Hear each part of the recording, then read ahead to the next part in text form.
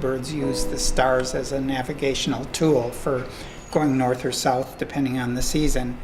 And for a long time, people have been thinking that, they get to a city like Chicago and suddenly not only are there the stars that they have instinctually imprinted in their brain, but there are all these dots below them that are enough to disorient them.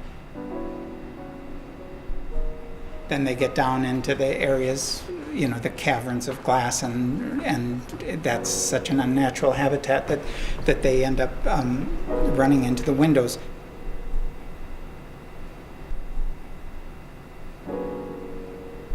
One morning before work, decided I would just go explore, and went down and sort of brazenly walked around the edge of the building and found a couple of dead birds there. And that got us started on an almost daily through spring and fall migrations. It's now something between 35 and 40,000 birds over 35 years that we've picked up at that one building.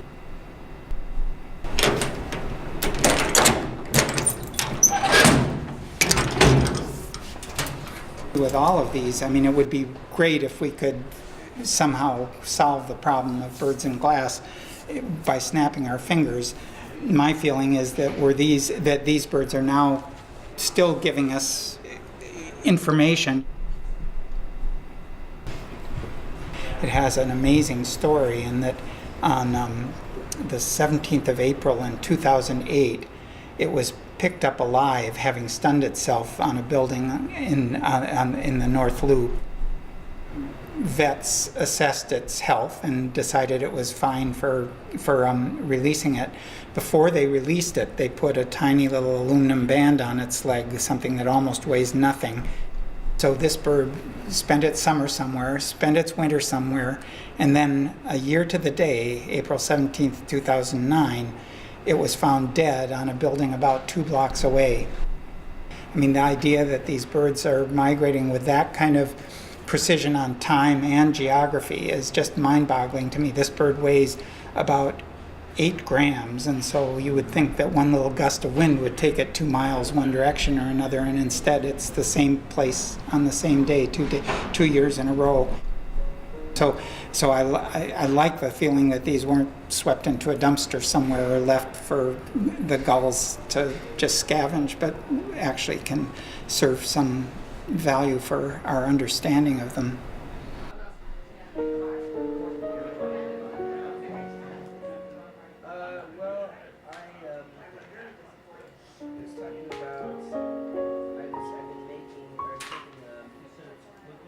Measurements of the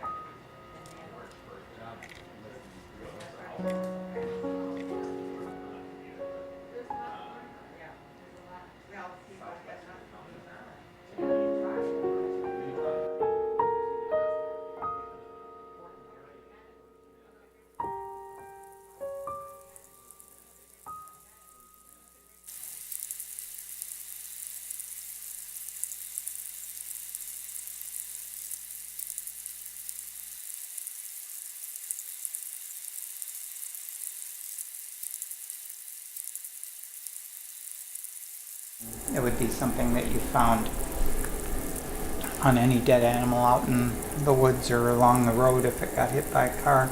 Some version of this would be common out in our area.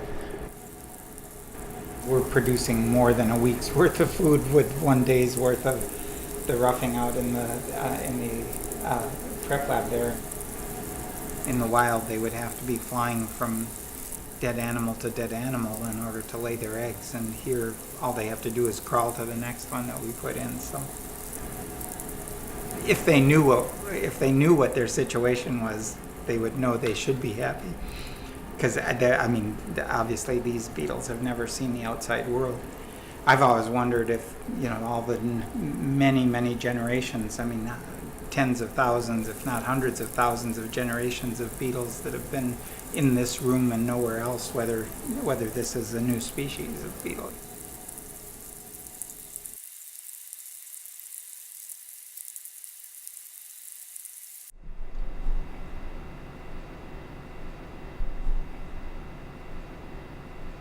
Tom Noske, who's the one who actually does honest-to-goodness taxidermy, putting birds into lifelike postures and all. The first bird he's made a study skin of when he was probably 18 years old, and I had just shown him how, but the first one he did is still better than anything I've ever made. I was an art student when I came here. I was interested in learning about anatomy for my paintings, and this is the best way. If you want to see what's under the feathers, skinning them is the best way to learn about their internal anatomy.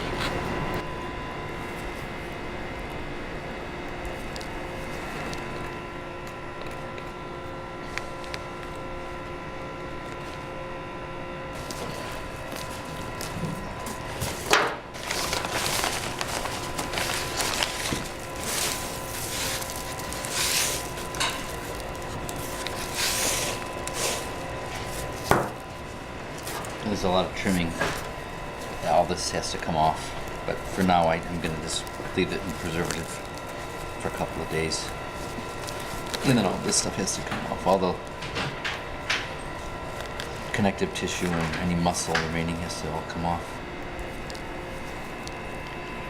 Somehow or another they're all interesting in their own way. I don't like having to do taxidermy on these because it's more difficult because of the neck and the pouch. There's a lot of additional challenges with something like this. Owls, owls are kind of fun to do, I suppose, because they have a lot of feathers and they seem to they come out nice. Little birds are hard to do. I've done some little tiny songbirds that came out nice. Some work out well, everything seems to go right. Other ones, it seems like something goes wrong at every step of the process. This is a peregrine that lived on the Wacker Drive building for 12 years, so that next to the Sears Tower. And she was killed by another female peregrine that wanted to take her territory over. So she's kind of a famous individual who was eaten, so we had to stitch her back together. She was shredded into pieces. And because she was also then on the road and getting run over by cars, so it took a lot to get her back into more or less decent shape.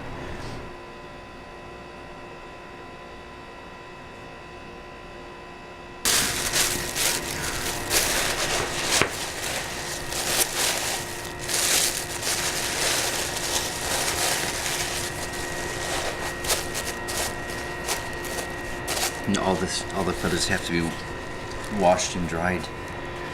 Because you see where there's blood stains and fluid that I got on it in the process of skinning it, and also it had some injuries when it came into the rehab place that saved it for us.